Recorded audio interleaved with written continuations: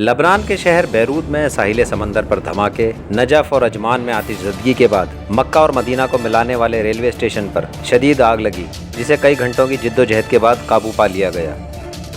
Beirut میں ہونے والے دھماکے میں 150 سے زائد ہلاکتیں اور 5000 افراد زخمی ہوئے۔ بیروت کے اس دھماکے کے متعلق طرح طرح کی قیاس آرائیاں کی جا رہی ہیں۔ حتمی بات تو نامعلوم کب سامنے آئی۔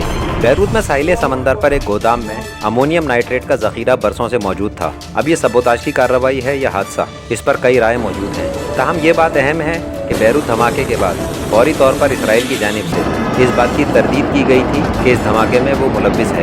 اس سارے منظرنامے میں یہ بات قابل غور ہے کہ سارے حادثات مشرق وسطیٰ میں پیش آئے۔ بیروت دھماکہ، نجف، عجمان آتش زدگی اور جدہ میں ریلوے اسٹیشن کی آگ، ان سانحات میں تخریب کاری کا عنصر نظر انداز نہیں کیا جا سکتا۔ یہ دہشت گردی کی کارروائی بھی ہو سکتی ہے۔ اس ویڈیو کو غور سے دیکھیے کہ بیروت کے ساحل پر اس عمارت میں میزائل نما کوئی شے آ کر لگی، جس کے بعد اتنا شدید دھماکہ ہوا کہ اس کی آواز سینکڑوں کلومیٹر تک سنی گئی۔